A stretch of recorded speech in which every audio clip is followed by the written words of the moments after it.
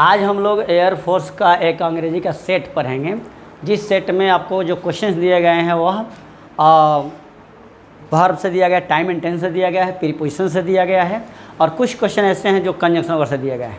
तो यह जो सेट है बहुत ही इंपॉर्टेंट है आपके एयरफोर्स के अंग्रेजी के लिए, जिसमें आपका टेक और नॉन टेक दोनों में ऐसे प्रश्न पूछे जाते हैं। तो आप बहुत ही बारीकी से इस पर ध्यान देंगे, बिल्कुल शॉर्टकट तरीके से आपको बताया जाएगा, जो कि टाइम एंड टेंस के लिए बहुत इंपॉर्टेंट होगा। बिना अर्थ समझे आप आंसर को सटीक मारेंगे, एकदम सेकंड में आंसर मार करके आएंगे। तो देखा जाए पहला प्रश्न क्या है। पहला प्रश्न है I dash your father in Mumbai. अगर कोई भी घटना एकाएक हो, अचानक हो, तो उसमें वर्ब का जो प्रयोग करते हैं वह पास्ट इंडिफिनिट में किया जाता है। पता है आप लोगों को? जैसे वो छत से गिर गया, एक्सीडेंट हो गया, मैं आपके पिता से मुंबई में मिला, यानी मिलने के बाद इस बात की चर्चा की जाएगी। तो इसमें जो वर्ब का प्रयोग किया जाएगा वह पास्ट इंडिफिनिट में होगा। तो टू मीट से वर्ब भरना है यहाँ पर, और पास्ट में टेंस के असर्टिव में V2 होता है, तो यहाँ पर क्या हो जाएगा met. I met your father in Mumbai, मैं आपके पिता से मुंबई में मिला या मिला था। सबका आंसर है ऐसा। चलिए अगला देखते हैं। When he heard the sad news, जब वह सैड न्यूज सुना, ही डैश, तो कोई ना कोई एक उधर एक्शन हुआ। अगर व्हेन से दो वाक्य जुड़ा हो, व्हेन वाला वाक्य अगर पास्ट इंडिफिनिट में हो, तो दूसरा वाक्य जो होता है वह पास्ट इंडिफिनिट में भी होता है, पास्ट कंटिन्यूअस में भी होता है और पास्ट परफेक्ट में भी होता है। तीनों टेंस में ऐसा रूल लिखाया गया है कि यदि दो वाक्य व्हेन से जुड़े हों, व्हेन या व्हाइल से, तो दूसरे वाक्य में वर्ब का प्रयोग पास्ट इंडिफिनिट में भी करेंगे। कैसे करेंगे भाई? तो साइड बाय साइड अगर एक्शन हो रहा है, उसमें अगर टाइम टेकिंग वर्ब नहीं है, यहाँ पर ऐसा कोई क्रिया दिया गया है जो क्षण भर में हो जाए, तब इधर भी पास्ट होगा और इधर भी पास्ट होगा।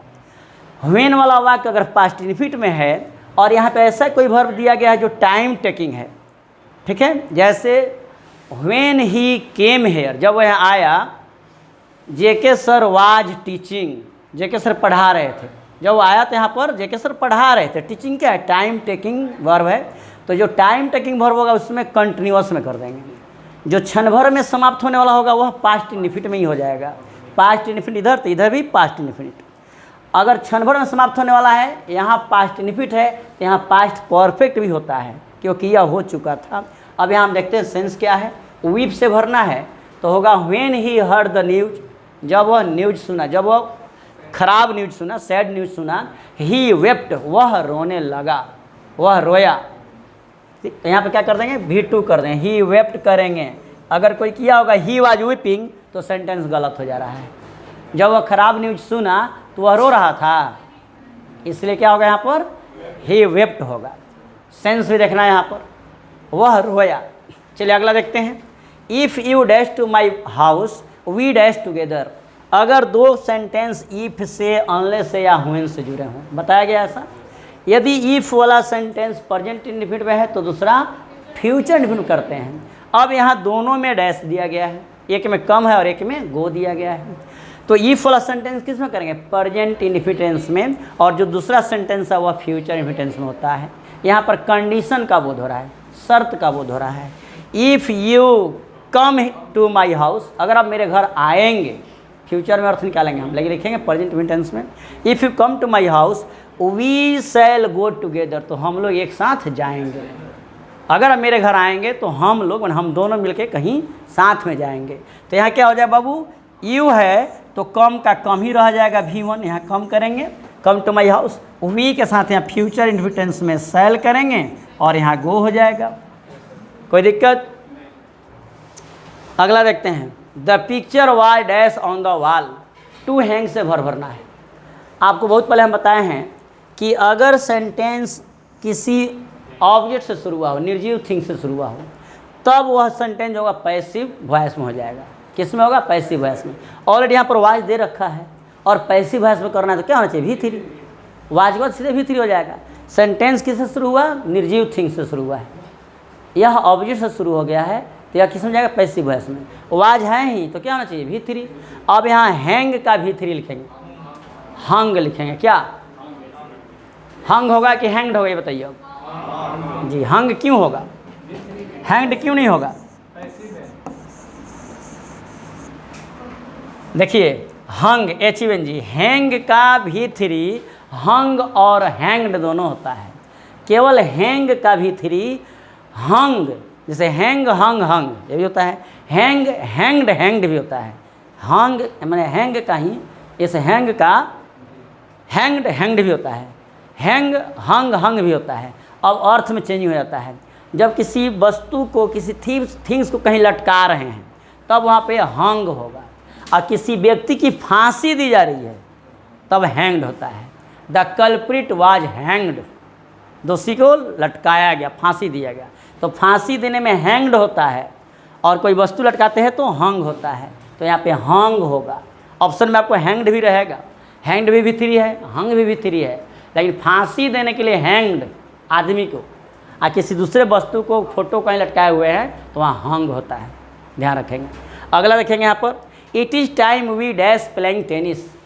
अगर किसी सेंटेंस का प्रारंभ इट इज़ टाइम से हुआ हो या इट इज़ हाई टाइम से हुआ हो, इट इज़ टाइम पर टू अगर नहीं आया है, इट इज़ टाइम टू रहेगा तो भी ऑन हो जाएगा। इट इज़ टाइम के बाद सीधे सब्जेक्ट आ गया और यहाँ पर टू नहीं आया है तो हमेशा यह सेंटेंस पास्ट इंटेंस में होता है, बताया गया है। यदि किसी सेंटेंस का प्रारंभ इट इज़ टाइम या इट इज़ हाई टाइम से हुआ हो तो उसमें वर्ब का प्रयोग पास्ट इंटेंस में ही होगा। तो हमें क्या करना है, स्टार्ट से भरना है, तो स्टार्टेड करेंगे, क्या कोई दिक्कत, स्टार्टेड यहाँ पे हो जाएगा। कितने लोगों का सही हुआ, यहाँ क्वेश्चन दिया गया अभी 5 में 5 कितने का सही है। चलिए बहुत अच्छा, नेक्स्ट क्वेश्चन बोला जाए। अगला क्वेश्चन पढ़िए, छठा क्वेश्चन जो है, आई एम फाउंड, वही फाउंड ऑफ डैश टेनिस। इसमें जो वर्ब भरना है हमको टू प्लेस से भरना है, क्या टू प्लेस से भरना है। आप लोग को हम बताए हैं टाइम एंड टेंस के रूल में कि टू को छोड़कर किसी प्रीपोजिशन के बाद अगर वर्ब यहाँ भरना हो तो V4 करेंगे। बहुत आसान ट्रिक है, बहुत अच्छा रूल है कि टू के बाद V1 आता है और बाकी किसी प्रीपोजिशन के जस्ट बाद अगर वर्ब भरना है आपको तो उसमें ING लगा देंगे और वह वर्ब का काम नहीं करता है, वो वर्ब नहीं होता, जीरंड हो जाता है, वो नाउन हो जाता है। यहाँ ये वर्ब नहीं रह गया प्लेइंग, ये क्या होगा, जीरंड प्लेइंग। यहाँ प्लेइंग करेंगे, प्लेइंग कर देंगे, ठीक है। तो यहाँ हो जाएगा I am found of playing tennis, मैं टेनिस खेलने का शौकीन हूँ। ऑफ के बाद, ऑन के बाद, अबाउट के बाद, विथ के बाद, फ्रॉम के बाद अगर वर्ब आया तो उसका जीरंड फॉर्म लगता है। कन्फर्म याद रखेंगे, इसमें कोई चेंजिंग नहीं हो सकता। अगला बोलिए क्वेश्चन क्या है, if I dash a king I would, जैसा क्वेश्चन है सेम वैसा ही बोलना है, वुड बी हैप्पी। इसमें टू बी से भरना है, टू बी, बी का मतलब होता है जितना एग्जीक्यूटिव वर्ब आता है सब। आपको बताया गया कि इफ से अगर सेंटेंस शुरू हो और अगले सेंटेंस में, अगले सेंटेंस क्या है, वुड करके V1, would V1, would go, would play, would be आ गया, यहाँ वुड आ गया, तो यह जो सेंटेंस शुरू हो रहा है उसमें क्या हो जाएगा, वेयर, क्योंकि सेंटेंस से कल्पना का बोध हो रहा है। If I were a king, अगर मैं एक राजा होता, आई वुड बी हैप्पी, तो मैं खुशहाल होता। If I were a king, subject यहाँ आई सिंगुलर है, ही सिंगुलर है, सी सिंगुलर है, लेकिन इफ़ के साथ अगर ऐसा बात आता है तो कल्पना का बोध होता है, अभिलाषा का बोध होता है। ऐसे में वेयर का प्रयोग करते हैं हमेशा, सिंगुलर शब्द रहने के बावजूद हमेशा वेयर का प्रयोग करेंगे। याद है आप लोगों को। चलिए, वेयर बी, हाँ टू बी से भरना है। तो ये बी का मतलब ही होता है is, are, am, was, were, has, have. To be से ही पैदा हुआ है is are am. Is are am का स्टार्टिंग बी होता है, बी का मतलब be, is are am, was, were, be से ही। चलिए अगला बोलिए, 8वां क्वेश्चन क्या है जी, see dash the television, television now. इसमें वर्ब किससे भरना था, वाच से वर्ब भरना है, WATCH। यहाँ देखा जाए, गौर से देखेंगे इस पर, she dash the television now. यदि किसी वाक्य में now, nowadays, this days, at this time, at the moment, at present या स्टिल, 7 वर्ड है मात्र, रट जाइए, प्रेजेंट कंटिन्यूअस टेंस समाप्त। यदि किसी भी वाक्य में आपको कहीं भी सेंटेंस के अंत में या शुरू में दिखे now, nowadays, this days, at this time, at the moment, या स्टिल दिखे तो वर्ब का प्रयोग करेंगे प्रेजेंट कंटिन्यूअस टेंस में। प्रेजेंट कंटिन्यूअस टेंस में क्या होता है बाबू, सब्जेक्ट के अनुसार इज आर एम का चुनाव करेंगे और वर्ब का चौथा रूप करेंगे। तो सी इज वॉच से भरना है, सी इज वॉचिंग। कितने लोग का सही हो गया? चलिए बहुत अच्छा, अच्छा परफॉर्मेंस चल रहा है अभी। अगला क्वेश्चन बोलिए। She dash the work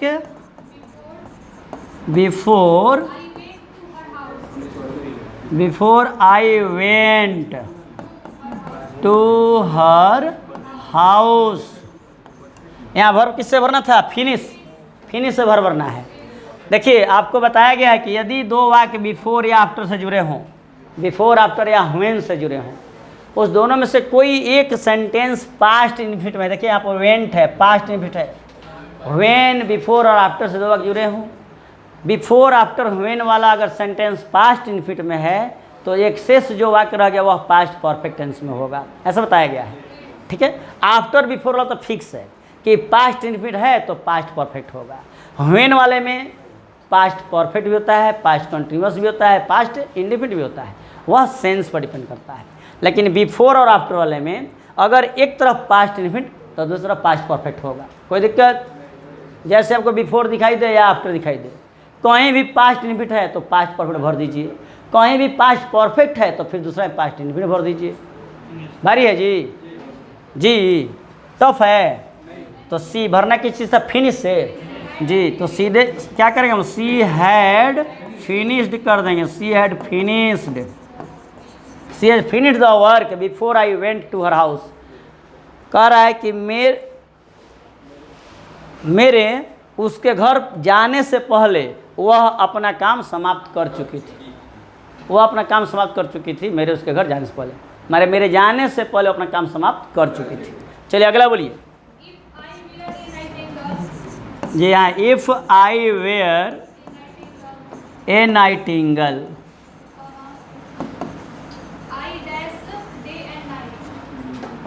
I dash day and night. यहाँ सिंग से भरना है, सिंग गाना। If I were a nightingale, अगर इफ़ वाले सेंटेंस में सिंगुलर शब्द के साथ वेयर आ गया तो समझिए कल्पना का बोध होने लगा। अगर इधर वेयर करके नाउन है तो यहाँ वुड V1 होगा। अगर यहाँ V2 भी है, जैसे if I knew that matter तो आई वुड टेल यू, अगर मैं वह बात जानता तो मैं तुमको कहता। मतलब कल्पना का बोध हो रहा है। इफ़ वाले वाक्य में अगर वेयर आ गया हो या V2 आ गया हो, इधर पास्ट का दर्शा रहा है, तो यहाँ जो शैल विल होता है उसका हम पास्ट करेंगे, वुड करेंगे और V1 कर देंगे। तो if I were a nightingale I would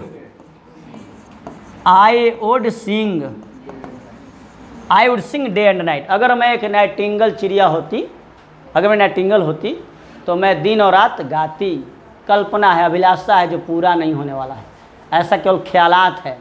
तो जिससे अभिलाषा और क्या केवल ख्याल का बोध हो, उसमें फर्स्ट सेंटेंस में इफ़ वाले सेंटेंस में वेयर का प्रयोग होता है, वेयर नाउन रहेगा तो इधर वुड करके V1 होगा, या इफ़ वाले सेंटेंस में अगर V2 होगा तभी यहाँ वुड करके V1 होगा। कोई दिक्कत? चलिए नेक्स्ट क्वेश्चन बोलिए। वी है, अच्छा he dash as if he were my boss. यहाँ स्पीक से भरना है, टू स्पीक से भरना है। यहाँ देखिए फिर आपको दिखाई दे रहा है एज इफ। आपको यह बताया गया है कि यदि दो वाक्य एज इफ या एज दो से जुड़े हों, यदि दो वाक्य एज इफ या एज दो से जुड़े हों तो वहाँ भी कल्पना का बोध होने लगता है। मानो की, एज इफ मीन्स क्या होता है? मानो की। एज दो मीन्स मानो की होता है। तो यदि दो वाक्य एज इफ या एज दो से जुड़े हों तो एज इफ एज दो के पहले प्रेजेंट इंडेफिनिट टेंस का प्रयोग होगा और जस्ट बाद में सिंगुलर शब्द के रहने के बावजूद, सिंगुलर सब्जेक्ट रहने के बावजूद भी वेयर का प्रयोग होता है। तो एज इफ या एज दो वाले वाक्य में सिंगुलर शब्द के साथ वेयर आ गया है तो यहाँ भी कल्पना का बोध हो रहा है। तो इसमें इसके एज इफ के पहले वाले वाक्य में क्या करेंगे? प्रेजेंट इंडेफिनिट टेंस ठीक है, यह यहाँ भी कल्पना है, यहाँ भी अभिलाषा है। भरना है स्पीक्स से तो हो जाएगा स्पीक्स। ही के अनुसार प्रेजेंट टेंस में स्पीक का 5वां रूप करेंगे क्या, speaks. He speaks as if he were my boss. वह बोलता है मानो कि वह मेरा बॉस हो। वह ऐसे बोलता है कि मानो मेरा बॉस हो, कल्पना है, बॉस है नहीं। जैसे एज इफ से 2 वाक्य जुड़ेगा, एज इफ के बाद वाले में सिंगुलर सब्जेक्ट के बावजूद वेयर का ही प्रयोग होगा, हमेशा वेयर, हमेशा वेयर एज इफ के बाद वाले में। और पहला क्या हो जाएगा, प्रेजेंट इंडेफिनिट टेंस। वह ऐसे बोलता है मानो कि मेरा बॉस हो। वह ऐसे चलता है मानो कि तानाशाह हो। कोई दिक्कत? चलिए अगला question. If it can be, जी ठीक रखा जाए यहाँ पर, इट कैन बी डैश। भरना किससे था, टू डू से भरना है, टू डू से भरना। चलिए रौनक कुमार क्या बना है बताइए, रौनक बोले क्या भरें इसमें, जल्दी जल्दी, टाइम नहीं है। डॉन, यहाँ डॉन क्यों किया, इट कैन बी डू क्यों नहीं कर दिए, डूइंग क्यों नहीं कर दिए बताइए, डॉन क्यों किए, कुछ तो बताएंगे आप।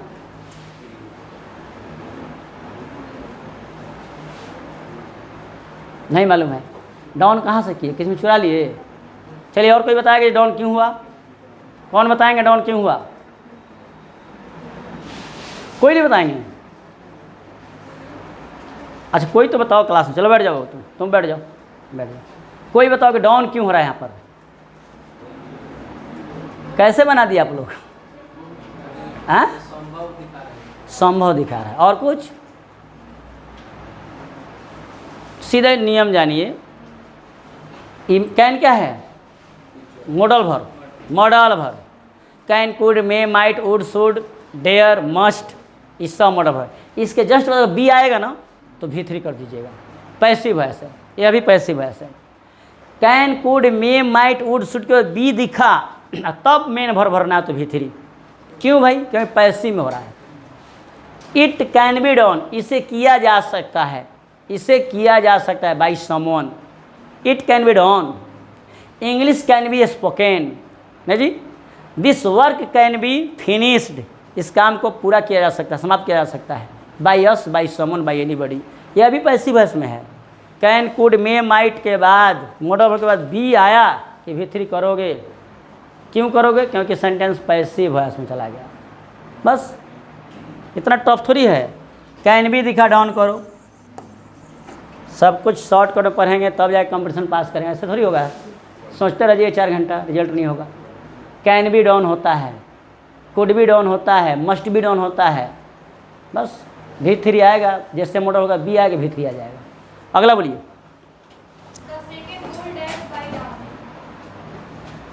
कितना नंबर क्वेश्चन है, 13 number. The second goal dash by, अब बाई राम आ गया, बाई हिम, बाई देम, तो यहाँ भी पैसिव वॉइस सेंटेंस है। भरना किस चीज़ से था, तो टू स्कोर्स ना जी। स्कोर मीन्स माने एकत्रित करना, पूरा करना, स्कोर्ड कर लेना। तो द सेकेंड गोल अब बाई राम, यहाँ क्या होगा, वाज स्कोर्ड की इज स्कोर्ड, आके has been scored, was scored. क्योंकि यहाँ भी जब गोल हो गया तो गोल होने के बाद उसकी चर्चा हुई। कोई भी एक्टिविटी हो जाए, एकाएक कोई घटना, अचानक कोई घटना घटता है, उसके बाद जो कुछ कहेंगे वह पास्ट टेंस में बोला जाता है। जैसे एक्सीडेंट हो गया, वह छत से गिर गया, अचानक घटना घटा, ट्रेन अचानक रुक गई। अब यहाँ पे क्या हुआ कि दूसरा गोल किया गया राम के द्वारा, जब गोल हो गया तब कहा गया, लेकिन गोल किया गया पैसिव वॉइस में है। ऑब्जेक्ट से बोलना शुरू किया, निर्जीव थिंग से बोलना शुरू किया तो पैसिव वॉइस बोलेंगे ही। पत्र लिखा जाता है ना जी, आगे पत्र लिखता है, मोहन पत्र लिखता है, सही है, लेकिन पत्र लिखा जाता है बोलेंगे प्रेजेंट टेंस में। उसी तरह गोल किया गया तो यहाँ पर वाज स्कोर्ड, वाज स्कोर्ड होगा। चलिए अगला क्वेश्चन बोलिए। I don't mind your dash little late, a little में थोड़ा देरी। चलिए भरना किससे था, टू कम से भरना है। इस सब को ऐसे पढ़ाया गया है कि आप चुटकी में बना देंगे। पता है यहाँ पर क्या होना चाहिए? कमिंग होगा, जीरंड हो गया। तो आपको बताया गया कि कभी भी आप पोसेसिव एडजेक्टिव के बाद क्या है? पोसेसिव एडजेक्टिव, संबंध बताने वाला adjective. My, your, our, their, his, her, ये सब क्या संबंध बता रहा है। इसके बाद अगर वर्ब आ गया, वर्ब, गो, रीड, प्ले, तो वर्ब नहीं रहता है, वह नाउन बन जाता है। क्योंकि माई, योर, आवर, देयर के बाद जो कुछ आएगा नाउन ही आ गया। जैसे my pen, my house, my father, your brother, your relative. My, his, our, their के बाद क्या आता है? नाउन ही आता है। और यहाँ कह क्या है बाबू? कम से भरना है। कम नाउन तो है नहीं, हमें नाउन बनाना पड़ेगा अब यहाँ। तो नाउन क्या बनाएंगे? जीरंड में हो जाएगा। योर कमिंग, यह नाउन का काम कर रहा है। माई, हिज, आवर, देयर के बाद हमेशा वर्ब का चौथा रूप करेंगे, बिफोर करेंगे, जो कि जीरंड का काम करता है। कोई दिक्कत?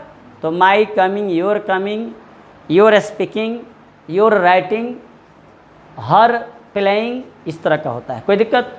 बहुत आसान। ये कितना चिटकी में आप समझ रहे हैं इस बात को, फिर भी आधे लोग नहीं बना पा रहे हैं। क्या ऐसा कोई नहीं पढ़ाएगा इस एरिया भर में? बसंतपुर प्रखंड में तो नहीं पढ़ाएगा, ठीक से। इसलिए आप लोग ध्यान से पढ़ें। और मतलब इतना शॉर्टकट और इजी वे में, इतना आसान कर देना, किसी तजुर्बेदार ही व्यक्ति पढ़ा सकते हैं इतना आसान तरीके से। और जब आप यहाँ नहीं पढ़ेंगे तो कहीं नहीं पढ़ेंगे, वो भी एयरफोर्स का क्लास। घूमते रहिए खाली, होम गार्ड करते रहिए ज़िंदगी भर, कुछ नहीं होने वाला है। होम गार्ड में प्रखंड भर में 2 गो रिजल्ट होता है, पूरे प्रखंड में 2 गो 3 गो। और उसमें भेड़ा की तरह दौड़ना है, पढ़ना उड़ना नहीं है, खाली दौड़िए, पढ़ाई कीजिए और अच्छे पद पे जाइए, मेहनत कीजिए। चलिए अगला बोलिए, अगला question. I wish he dash the leader of my party. यहाँ भी क्या है कि किसी की टू बी से भरना है ना, टू बी मतलब जो वह भरना है। जब वाक्य का प्रारंभ आई विश से हो जाए, विश जैसे आ गया, विश आ गया तो कल्पना का बोध हो रहा है। यहाँ भी जब कल्पना होगा, ऐसा कल्पना जो पूरा ना हो, ऐसा कल्पना जो पूरा ना हो, उसमें हम यहाँ पे हमेशा सिंगुलर सब्जेक्ट रहते हुए भी वेयर का प्रयोग करते हैं, प्लूरल वर्ब वेयर का प्रयोग करते हैं। बताया गया है आई विश ही वेयर, मैं चाहता हूँ कि he were the leader of my party, कि वह मेरे पार्टी का लीडर हो। मेरी इच्छा है, मेरी हार्दिक तमन्ना है कि वह मेरे पार्टी का लीडर हो रहे, चाहे लीडर होता। ठीक है, तो कल्पना है, मतलब जिस समय बोल रहा है वो लीडर नहीं है, कोई उसके पार्टी के नहीं है, वो कह रहा है, अभी सोच रहा है, कल्पना है। तो ऐसे में हमेशा सिंगुलर सब्जेक्ट के बाद वेयर का प्रयोग करते हैं। कोई दिक्कत? चलिए अगला बोलिए। प्रीपोजिशन भरना नहीं, आई differ dash you dash this point, नहीं दिस पॉइंट, थोड़ा जगह नहीं है उधर। इसमें प्रीपोजिशन भरना है। ठीक है, ऑप्शन में आपको दिया गया था on, with, on, at, for, ऐसे करके दिया गया क्या। चलिए तो हम देखते हैं आपको। आई डिफर एक ऐसा शब्द है जिसके डिफर के तुरंत बाद हमेशा लगता है विथ, डिफर के साथ हमेशा विथ लगता है। डिफर विथ और डिफरेंट फ्रॉम रटना होगा। Differ with, different from fix preposition है। और यहाँ डैश दिस पॉइंट है, माने इस पॉइंट पर, इस मुद्दा पर मैं आपसे भिन्न हूँ, मेरा मत आपसे अलग है। ऑन दिस पॉइंट, इस पॉइंट पर। तो डिफर विथ, यहाँ क्या करेंगे, differ with you on this point. ठीक है, तो आई differ with you on this point. तो हमेशा याद रखें डिफर विथ होता है और डिफरेंट, डिफर विथ और डिफरेंट, हमेशा डिफरेंट के बाद फ्रॉम करेंगे, different from. My car is different from your car, मेरी कार आपके कार से भिन्न है। ठीक है, तो डिफरेंट फ्रॉम होता है और डिफर विथ होता है। लिख लीजिए, नोट कर लीजिए, याद करना होता है। सेट का मतलब होता है जब एक्सप्लेन किया जाए तो उसी को घर पे जाके बैठ के पढ़ें, उसको रिवीजन करें, जो बताया गया उसको उसी दिन याद करें। चलिए अगला क्वेश्चन बोलिए जी। He comes dash a high family.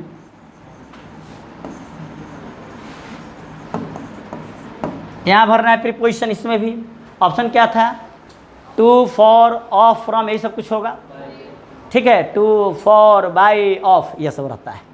तो ही कम्स, वह आता है फ्रॉम ए हाई फैमिली, सही है। फ्रॉम कितने किए हैं, फ्रॉम कितने किए, हाथ बढ़ाइए। गलत है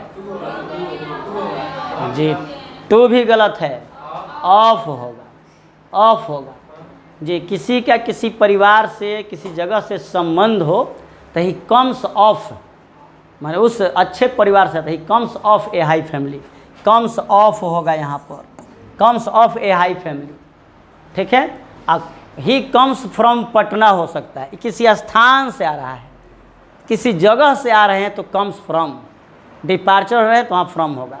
आप एक फैमिली से संबंध बताया जा रहा है, he comes of A high family, मतलब उसका संबंध एक उच्च परिवार से, एक उच्च स्तरीय परिवार से है, संबंध है। संबंध बताने के लिए ऑफ का प्रयोग करते हैं।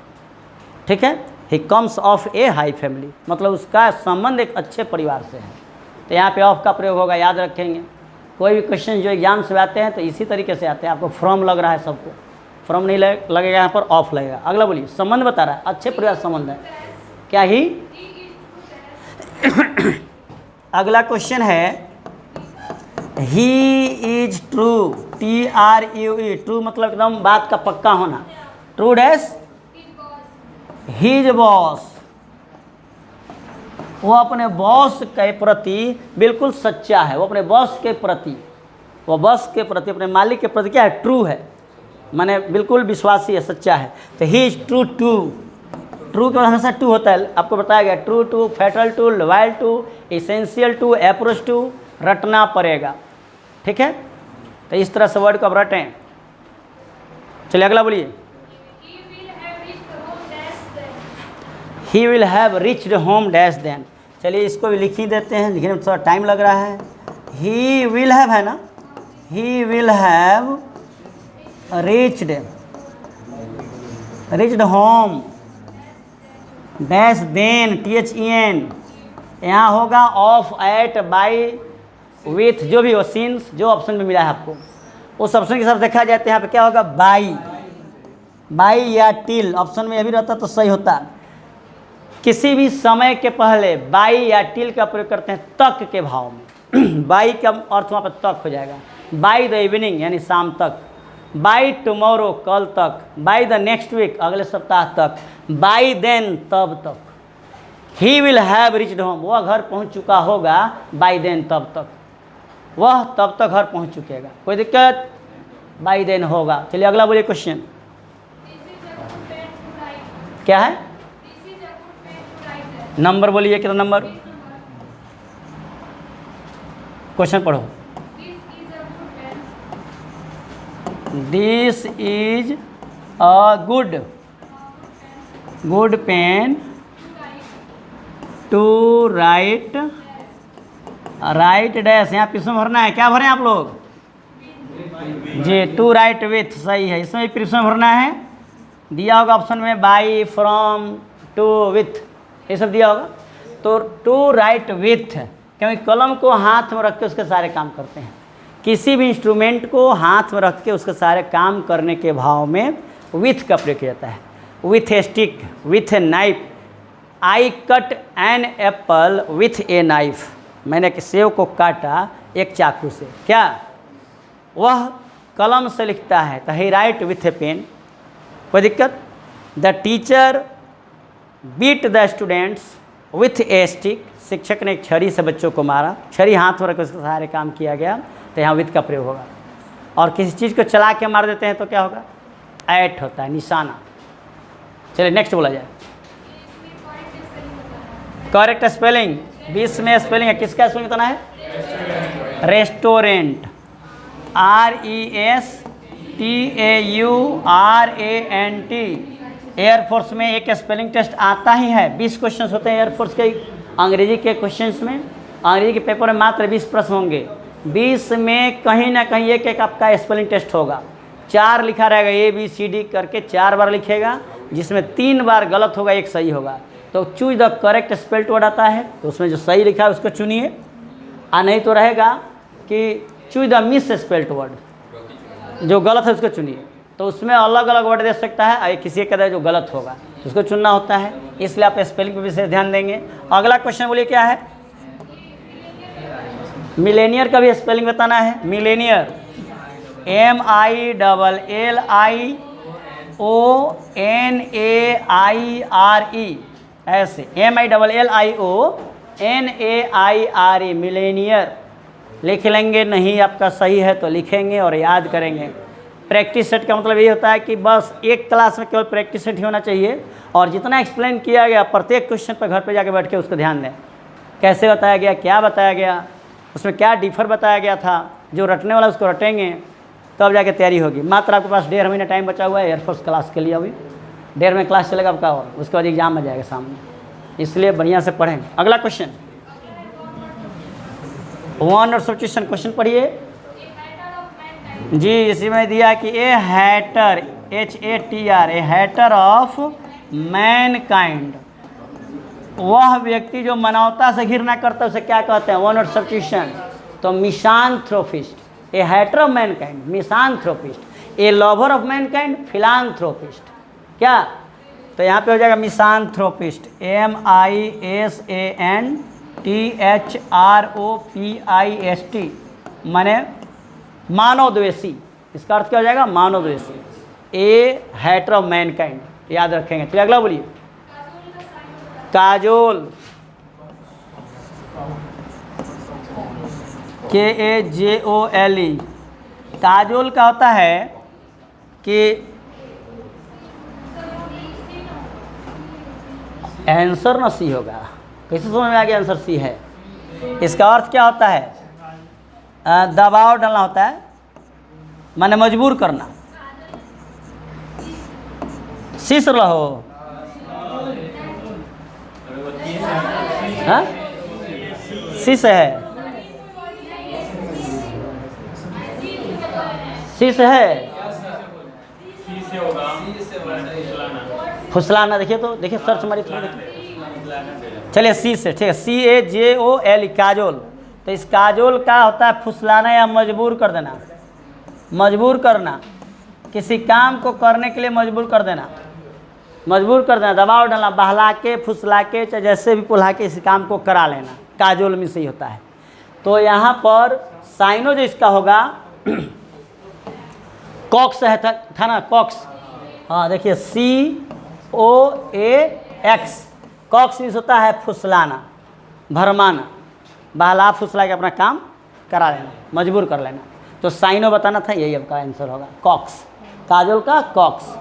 चलिए याद रखें, आया हुआ क्वेश्चन है, एयरफोर्स के एग्जाम में पूछा हुआ क्वेश्चन है, काजोल का साइनो। अगला बोलिए, 25वां क्वेश्चन है जी। हाँ, सम पीपुल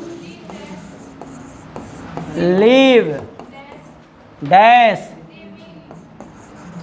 कंजंक्शन भरना है, दे में इट।